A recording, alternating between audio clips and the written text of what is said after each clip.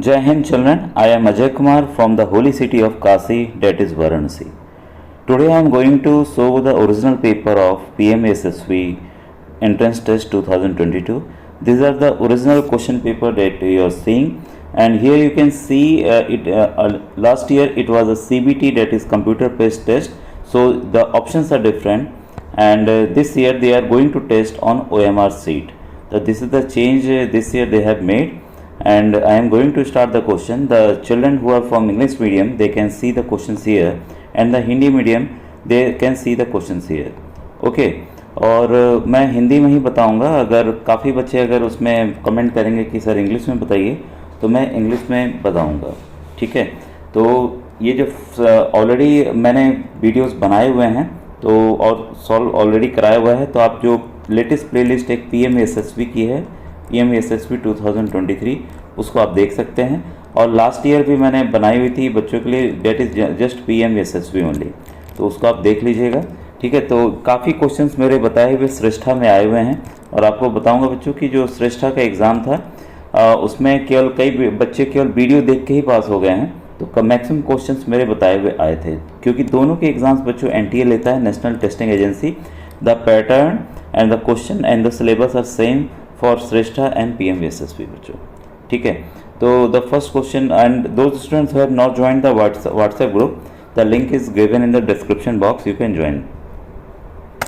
और जो पहला क्वेश्चन है बच्चों, ये है मैच करना, मैच 1, ये लिस्ट को लिस्ट 2 के साथ मैच करना है. ठीक है, और हिंदी क्वेश्चन में दिखा दूँ, सूची 1 को सूची 2 से मिलान करना है. तो यहाँ पर लुईस पैस्चर जो है उसने एंथ्रेक्स की खोज की थी. ठीक है, रॉबर्ट जेनर ने ये चेचक का टीका, इसके बाद रॉबर्ट कोच ने किण्वन यानी कि फर्मेंटेशन, और अलेक्जेंडर फ्लेमिंग ने पेनिसिलिन. तो as per the question the option here is 2 is correct. ठीक है, तो यहाँ पर भी जो इंग्लिश मीडियम के बच्चे वो देख सकते हैं, तो option number 2 is correct here. जिन बच्चों ने अभी अगर आपको बुक लेनी है तो डिस्क्रिप्शन में आपको बच्चों लिंक मिल जाएगा. ठीक है, अब इस क्वेश्चन नंबर 7 है आपके सामने. Which amongst the following non metal is stored under water. This question has been repeated number of times in many competitive exams. और ये क्वेश्चन बच्चों अधातु जो कि पानी के अंदर रखा जाता है. ठीक है, तो यहाँ देखिए अधातु का ऑप्शन आ रहा है, यहाँ सोडियम का नहीं आ रहा है, ध्यान रखिएगा. तो बच्चों यहाँ देखिए अक्सर जो है नॉन मेटल्स का पूछा जाता है, मेटल्स का पूछा जाता है, सॉरी धातु का पूछा जाता है. तो ऑप्शन हमारे सामने हैं कि ये देखिए सल्फ़र है, यानी कि सल्फ़र को हिंदी में हम लोग गंधक कहते हैं. Second option is iodine, iodine आपको पता है हमारे नमक में यूज़ होता है. और third option is phosphorus, and fourth option is carbon. तो बच्चों यहाँ पर फॉस्फोरस को इसमें रखा जाता है, आपके पानी के अंदर रखा जाता है अंडर वाटर. तो उसके पीछे कारण क्या है आपको पता है कि फॉस्फोरस का इस्तेमाल जो है मैच स्टिक यानी कि माचिस में होता है. ठीक है, तो जो हमारी मैच स्टिक होती है, माचिस होती है, उसमें इसका इस्तेमाल होता है. तो आग न पकड़े इस वजह से इसका किया जाता है. तो काफ़ी ये इंपॉर्टेंट क्वेश्चन है बच्चों. तो जो NMMS की भी तैयारी कर रहे हैं वो भी इसको अलग से नोट डाउन कर लें, क्योंकि उनका भी कोर्स बच्चों सेम है, राष्ट्रीय IIM योग्यता आधारित छात्रवृत्ति परीक्षा का. ठीक है, अब आइए नेक्स्ट क्वेश्चन को पढ़ते हैं. इस petroleum conservation research association advises people how to save petrol और diesel while driving. The tips given are as follow. जो ये टिप्स हैं ये हैं, पेट्रोलियम संरक्षण अनुसंधान संघ जो है लोगों को सलाह देती है कि गाड़ी चलाते समय निम्नलिखित सावधानियां करें जिससे पेट्रोल और डीजल कम खर्च हो. तो इसमें क्या क्या ऑप्शन सही हो सकते हैं, तो आप इसको देख लीजिए. जो the first option here is drive at a high speed constantly. This is wrong. अगर हम हाई स्पीड पे जाएंगे तो और हमारा पेट्रोल या डीजल का कंजम्पशन होगा. Option B is switch off the engine at a place where you have to wait, यानी कि जहां आपको प्रतीक्षा करनी है गाड़ी का इंजन बंद कर दिए. तो सही बात है, जो क्रॉसिंग होती है हमें 2 से 3 मिनट, कभी कभी 5 मिनट भी रुकना होता है, तो वहां इंजन हमें बंद कर देना चाहिए. तो ये ऑप्शन सही है. ठीक है, ये जो पहला ऑप्शन था गाड़ी को सदैव तेज गति से चलाएं, ये गलत है. फिर थर्ड ऑप्शन है इंश्योर लेस टायर प्रेशर. अगर बच्चों टायर में जो दाब होगा कम रखेंगे, इससे भी हमारा तेल जो है ज़्यादा खर्च होता है। हमें जो दाब है उसका दिया हुआ है कि इतना 38-32 जितना होना चाहिए, 38, 32, 36 जितना प्रेशर, 28 देखिए यूजुअली जो कार्स में है वो आपको 32 आगे रखा जाता है, पीछे भी लगभग 28 तक रखा जाता है। तो टायर का जो प्रेशर है वो आपका एकदम सही होना चाहिए। अगर हम कम प्रेशर रहेगा उसमें, हवा का प्रेशर कम रहेगा तो ज़्यादा कंज्यूम करेगा, तो ये भी ऑप्शन आपका गलत है। ठीक है, फिर है drive at a constant speed as far as possible. हाँ, ये है कि अगर आप कांस्टेंट स्पीड पर चला रहे हैं, एक स्पीड पर चला रहे हैं, तो फ्यूल जो कंजम्पशन है वो कम होता है। तो यहाँ पर हम देख रहे हैं ऑप्शन बी और डी जो है वो सही है। ठीक है, तो इसमें जो पहला ऑप्शन है बच्चों इस वजह से सही है। ठीक है, अब आइए नेक्स्ट क्वेश्चन पे बढ़े। इसमें देखिए कन्फ्यूज़न के लिए काफ़ी ऑप्शंस दिए रहते हैं, बी, सी, डी, ए, बी, तो आपको थोड़ा सा अलर्ट होकर चीज़ों की जानकारी रखना पड़ेगा। और ये प्रैक्टिकल बेस्ड क्वेश्चन था। फिर देखिए क्वेश्चन नंबर 9 है, मैं पढ़ दे रहा हूँ। Large area of protected land for conservation of wild life, plant and animal resources and traditional life of the tribal is called. वन्य जीव, पौधों और जंतु संसाधनों और उस क्षेत्रों के आदिवासियों के पारंपरिक ढंग से जीवन यापन हेतु विशाल संरक्षित क्षेत्र को क्या कहते हैं? जो पहला ऑप्शन है वो प्रोटेक्टेड एरिया का है, सेकंड ऑप्शन बायोस्फीयर रिजर्व का है यानी कि जैवमंडल आरक्षित क्षेत्र का है, पहला था संरक्षित क्षेत्र, और थर्ड है आपका वाइल्ड लाइफ सेंचुरी यानी कि वन्य जीव अभयारण्य, और चौथा है आपका नेशनल पार्क यानी कि राष्ट्रीय उद्यान। तो बच्चों इसका जो उत्तर होगा वो होगा बायोस्फीयर रिजर्व यानी कि जैवमंडलीय आरक्षित क्षेत्र। कभी इस टॉपिक को मैं आपको अच्छे से पढ़ाऊंगा, क्योंकि देखिए इससे थोड़ा कन्फ्यूज़न हमेशा क्रिएट होता है कि बायोस्फीयर रिजर्व क्या है, वाइल्ड लाइफ सेंचुरी यानी कि वन्य जीव अभयारण्य क्या है, और राष्ट्रीय उद्यान क्या है, नेशनल पार्क क्या है। क्योंकि इससे प्रश्न आते हैं किससे हम लकड़ी इकट्ठा कर सकते हैं, किससे नहीं कर सकते हैं, कहाँ लोग रह सकते हैं, कहाँ नहीं रह सकते हैं, किस में पेड़ पौधे रहते हैं, किस में जंतु रहते हैं, इस आधार पर काफ़ी डिफ्रेंसिएशन है। अब देखिए क्वेश्चन नंबर 10 है आपके सामने।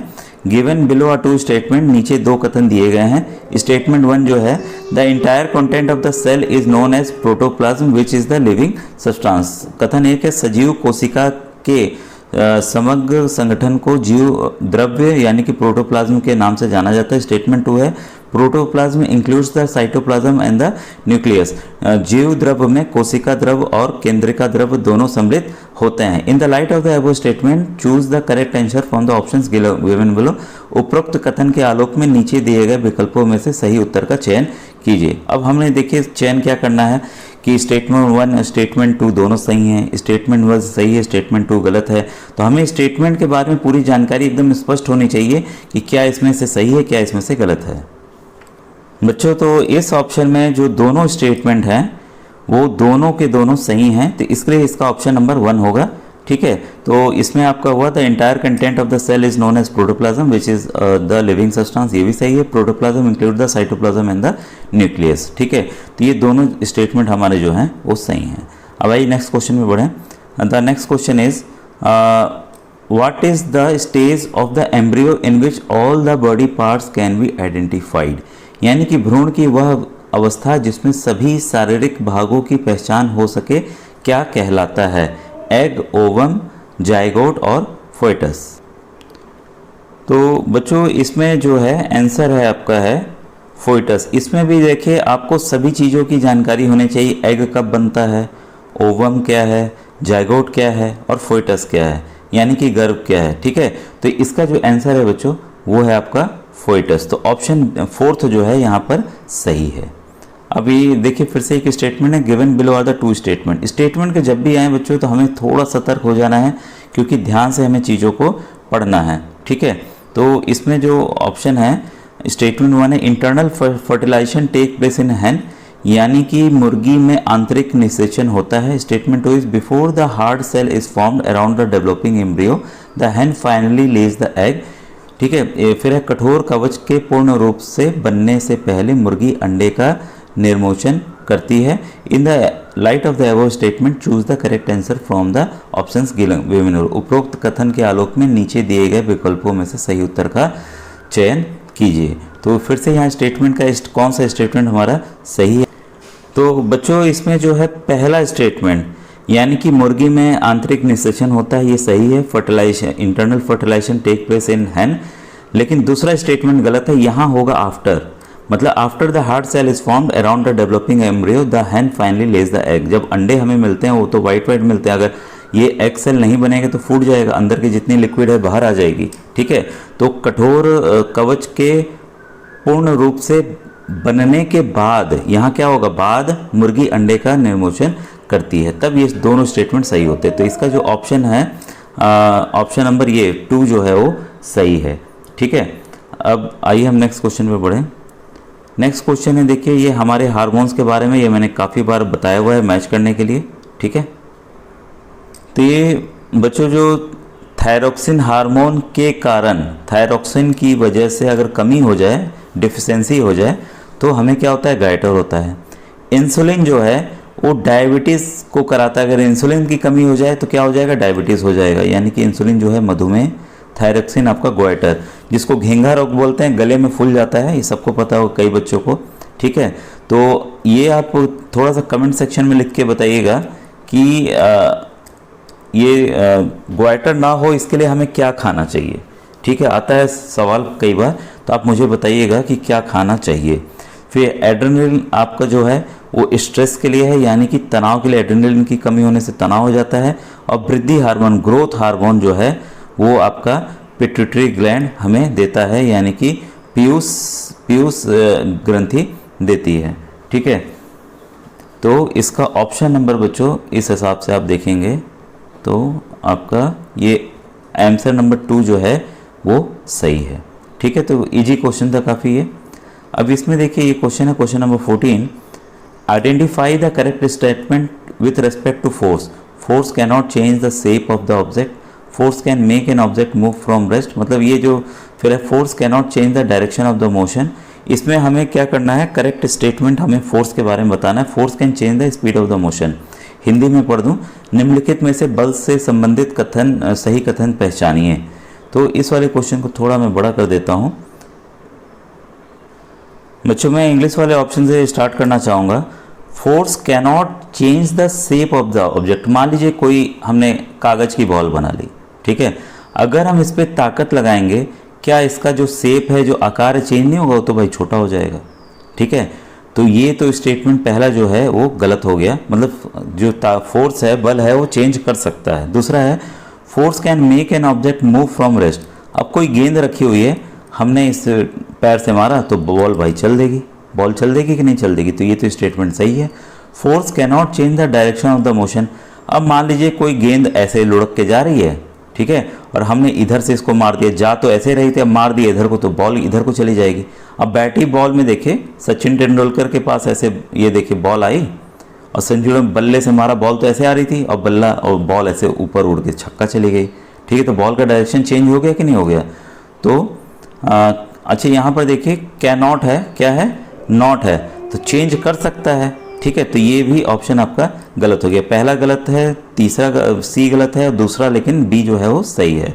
तो आप समझ के चल रहे होंगे जो मैं बता रहा हूँ। फिर force can change the speed of the object. अब देखिए बॉल तेजी से आ रही है, हमने क्या किया कि हल्का सा पैर से रोक दिया, तो बॉल क्या होगी, रुक जाएगी जाके, ठीक है। चेंज बोला है मतलब चेंज होना, अगर बॉल इधर ही को जा रही है, हमने बैट से या हॉकी से और मार दिया तो और बॉल तेजी से चली जाएगी, ठीक है। तो ये भी सही है। तो इसमें हम देख रहे हैं जो ऑप्शन बी और डी है, बल के द्वारा किसी वस्तु को स्थिर अवस्था से गतिशील अवस्था में लाया जा सकता है, ये सही है। फिर है बल किसी भी गतिशील वस्तु की चाल को बदल सकता है, ये भी सही है। और ऑप्शन ए और सी जो हैं वो गलत हैं। तो ये हम देख रहे हैं बी और डी किस में है, तो ये ऑप्शन नंबर बच्चों 2 में है। तो आज का वीडियो बच्चों कैसा लगा ज़रूर बताइएगा, ठीक है। और कोई जो प्रश्न ना समझ में आए आप कमेंट सेक्शन में कीजिएगा, और मैं कमेंट कीजिएगा तो मैं ज़रूर बताऊंगा। कृपया व्हाट्सएप पे मत कीजिएगा बच्चों।